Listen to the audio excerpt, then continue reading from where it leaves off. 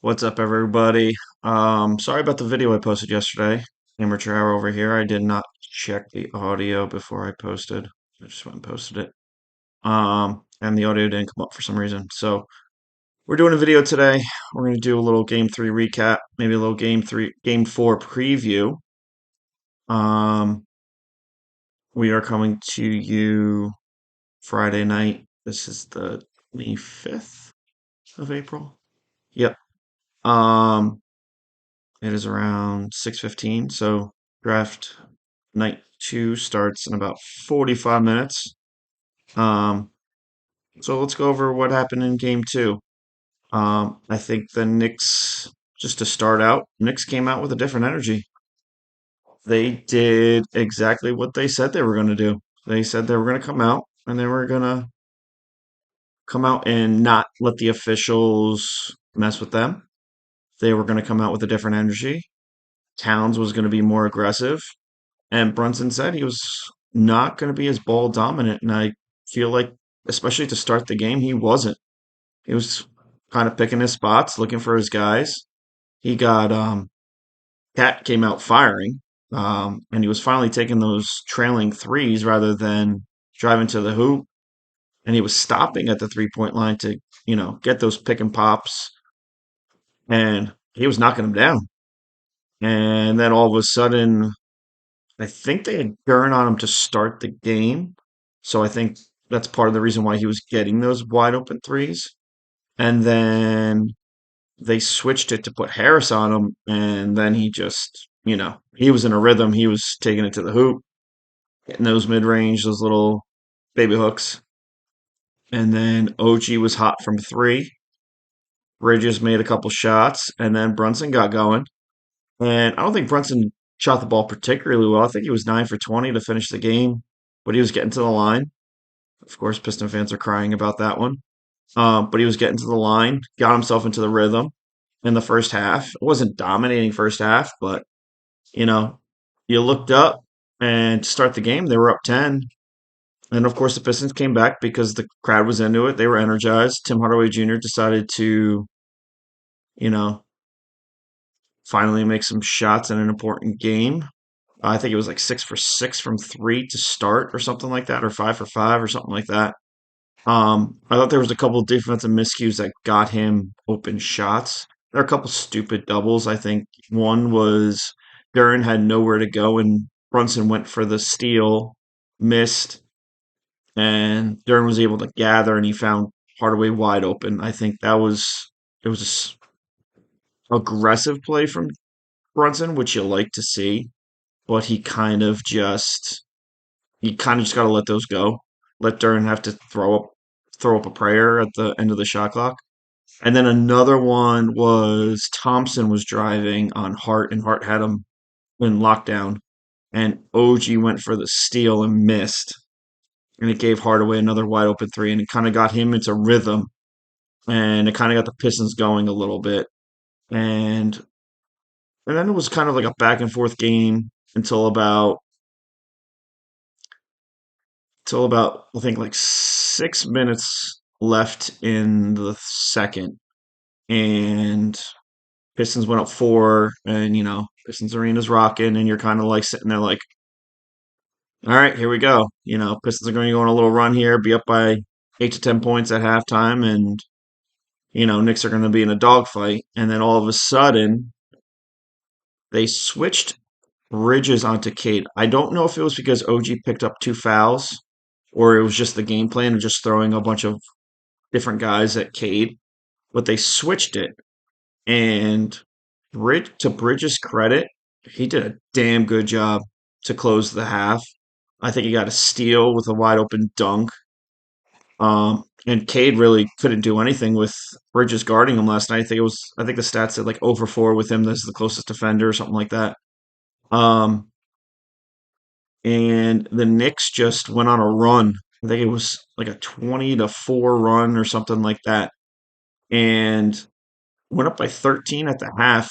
Bridges hit a couple threes. OG with a dunk to kind of close out the half off a missed free throw. Or was it? Yes, it was OG who got the the dunk off the missed free throw, and then they were up 13, and Pistons were 10 for 19 from three, and the Knicks were up by 13, and you're like, okay, you got the Pistons right where you want them now. You know, uh, they got a career half from Hardaway. Schroeder's shooting the lights out. How long is that going to last? And the third quarter again, the Knicks, for some reason in the third quarter, they just come. I don't want to say they come out flat. It's just takes them a little bit to get going. And the Pistons cut the lead to two quick. It was a 2 point game, and then Cat got an and one, or yeah, Cat got an and one, and it was kind of like a 4 to 5 point game for much of the third quarter with the Knicks winning. And then the Knicks got it to 10 with after a Hart putback to close the third quarter, and it was a 10 point game. Start the fourth, and it just felt like the Knicks could pull away at any moment, but Pistons just kept fighting back. Give them credit; they just kept fighting back, and the Knicks took their punches and then would put the lead back to 10. And this kept going, and even in the fourth quarter, the Pistons cut the 10 point lead to one or two, and then the Knicks just basically said, "All right, let's go on another little run." They go on another little run. They're back up by 7 or 8, and that's how it just kind of kept going. The Knicks just pushed the lead to 8 to 10 points. Pistons go on a run, cut it to 2 or 3, and then the Knicks stop their momentum. I think the biggest play in the game at the end of the game was Cade spinning on OG, and when he went up, he lost the ball. Cat, give credit, went straight up, stopped him at the rim, and then Brunson takes the ball, goes down the other end, hits a layup, and all of a sudden it's a 5 point game. And then I believe that's when Cat hit the turnaround to make it 7. And I think when he made it 7, Pistons made a little bit of a run, but really the game was over right there.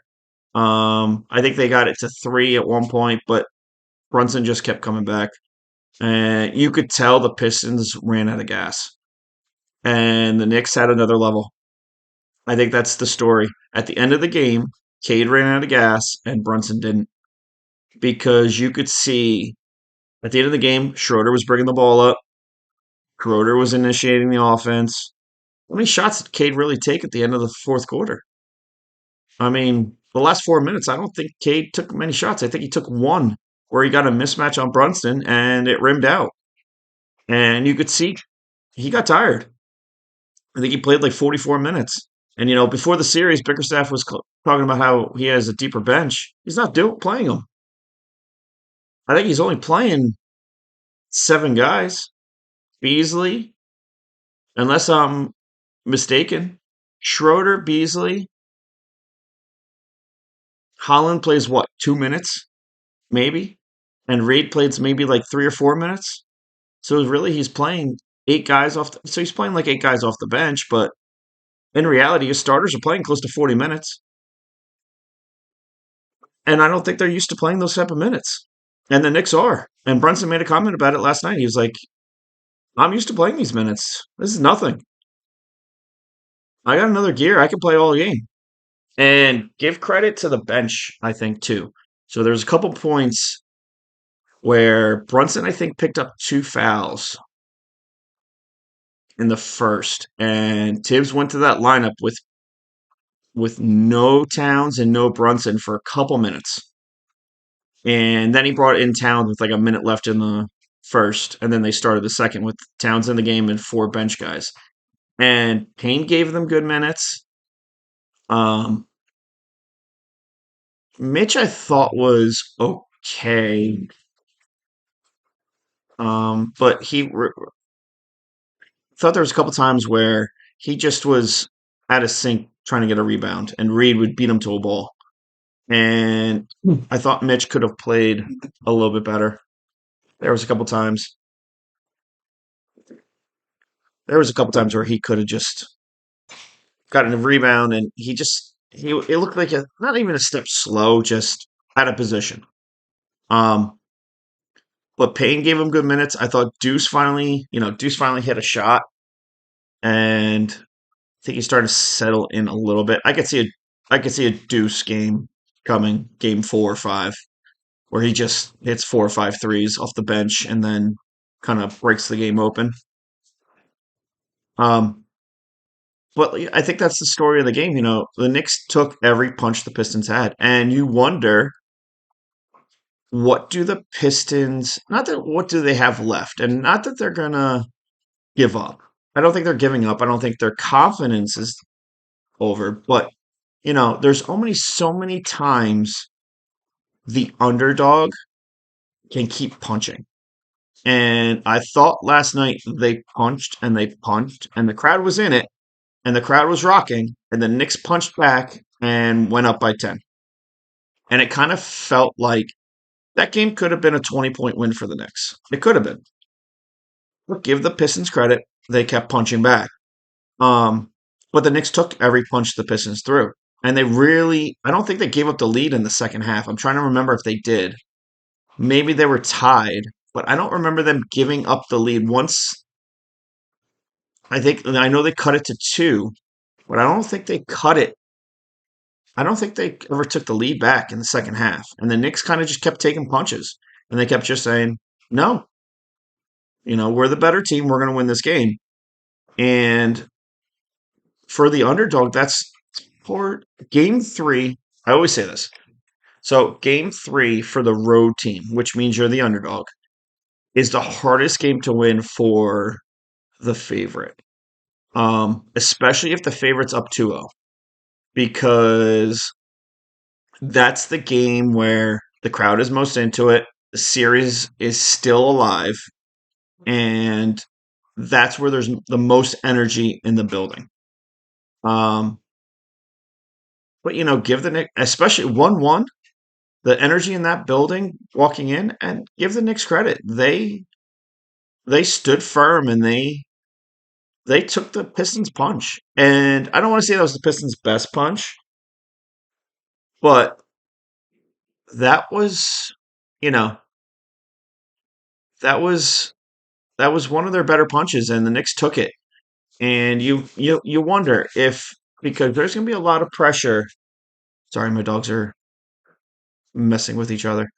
Um, there's going to be a lot of pressure on the Pistons in Game 4, and it's not pressure that they've really felt before. You know, when you're down 2-1 and you're at home, that's a must-win game for you, because now if you lose that game, you're down 3-1. Then you got to win 2 games on the road. You got to win 3 in a row, obviously, but you got to win 2 games on the road and against a better team. And it's not a must-win game for the Knicks, but it's not a must-win game for the Knicks. But for the Knicks, you want to win that game. Go up 3-1 and the series is over, because I think the Pistons are going to let go of the rope. But I also say this: if you go into Game 4 and you start hot and you get a 10 to 12 point lead early, the Pistons might let go of the rope. They might, because they're playing as hard as they possibly can, and give them credit, they are. But they don't have the firepower if the Knicks are going good on offense. They don't. And it feels like if the Knicks come out in Game 4 and don't let the Pistons hang around, the Pistons are going to let go of the rope. And I could see it. I could see that happening with the experience on this Knicks team, like them saying, like, "Hey, they got 2 days off now too." So I could see the Knicks saying, like, let's start this game hard, and let's see what this young team has. Let's see if they have another gear. Because at the end of Game 4, yeah, the Pistons kept fighting back, but you saw some fatigue. Schroeder let Brunson blow by him twice. Cade didn't want the ball. I mean, I'm not gonna say he didn't want the ball, but he didn't want the ball. He didn't want it. He looked gassed by the end of that game. And you wonder if that's in the Pistons' head, like, hey, these fourth quarters, like even Game 2 that the Knicks lost, it was a tie game with 55 seconds left. If Schroeder doesn't hit that three, the Knicks win that game. Now, give the Pistons credit because they pretty much dominated that game from start to finish, but it's going to be interesting to see how the Pistons come out game four because there's no pressure on you. There's a pressure on Cade. There's a pressure on Tobias Harris. There's pressure on Hardaway Jr. There's pressure on Beasley. There's pressure on Schroeder. What happens when these role players don't got it going? And it's all on Cade. So I think if the Knicks come out game four and they play like they did to start game three, Pistons may let go of the rope. Now, we'll go over some couple of the individual players. First off, Towns. He did everything he said he was going to do. He came out and as aggressive as we've seen him. And I think that's the most aggressive first quarter I've seen from him all year. Maybe a couple games where he had double figure points in the first quarter. But he came out and he was like, I'm dominating this game. I'm going to make them double me. And then my teammates can say, let's go to work. And they were getting whatever they wanted because they started doubling Towns. And then Towns started, he started moving the ball. And then all of a sudden Brunson got going, OG got going, and Bridges got going. And Hart was all over the court rebounding. And you could see every time they left him alone, he would cut. And that kind of messed up the Pistons defense a little bit. But Towns, give him credit. He set the tone early. And then defensively in the fourth quarter, he was awesome. He was awesome. You could tell when he has to hedge on screens, he's much better because he's a lot more aggressive. When he's backpedaling, he's in no man's land and he doesn't like it. But when he's hedging, he's so good at just getting his hands up. He gets deflections, and it makes Cade's life very hard when he's doing that. Now, granted, they got a couple dunks off pick and rolls. That's going to happen, especially when you hedge. It's going to happen. I thought OG, especially in the first half, was hot from three, but his defense was there again. Like game one defense, he was a demon. And you could see he kind of adjusted to their screens. He kind of went a little bit lower rather than trying to go over the top.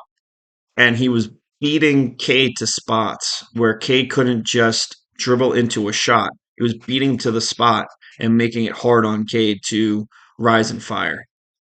And I thought that was awesome defense from OG, and it was great adjustment. Offensively, he hit a few threes. He was aggressive, cutting. Him driving to the hoop is still a little off, but he had a couple fadeaway jumpers. It was good, good offense. What we needed from him. Bridges, I thought from about 6 minutes left in the second on, he was fantastic, absolutely fantastic. He hit threes. His defense was amazing. He was posting up Schroeder. He was rebounding. He was just filling up the box sheet, and that's what you want. That's what you want from Bridges. Um, I'm not one that's going to rip a player if they have a bad shooting night. I'm going to rip them if they don't do the little things on top. Like if you're having a bad shooting night, like Tibbs always says, affect the game in another way. And I feel like too many times where Bridges is having a bad shooting night, he disappears. You don't have to disappear. Go play some defense. Go grab a rebound. That's fine.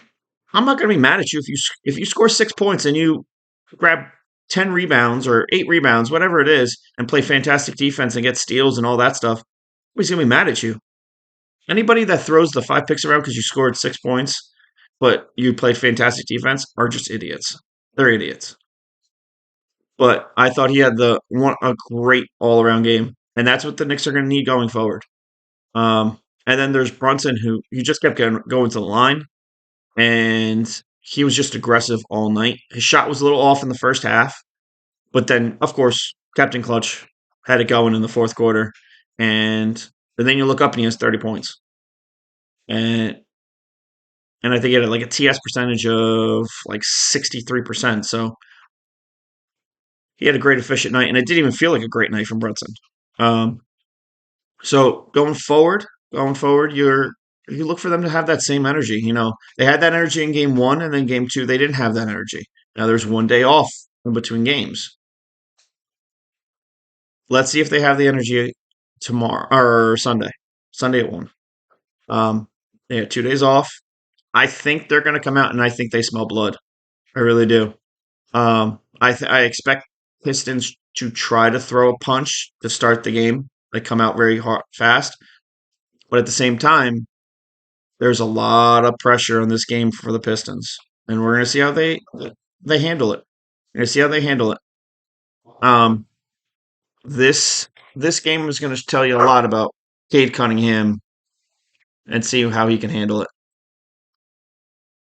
Um, but really, I think covered most of it. Going into So we'll see what Tibbs does to adjust. At this point in the series, though, it's not about adjustments as much. Um, Bickerstaff's going to cry about the officials. That's what he does. He's going to continue to cry about the officials. His game plan is basically foul everybody and make the refs call it. And when they do call it, he's going to cry about it. That's his game plan. He knows the Pistons can't beat the Knicks straight up playing a basketball game. So his game plan is basically go out there, don't use your hands, use your hips, and bump guys off and see if they call it. And then when they call it, he'll complain about it.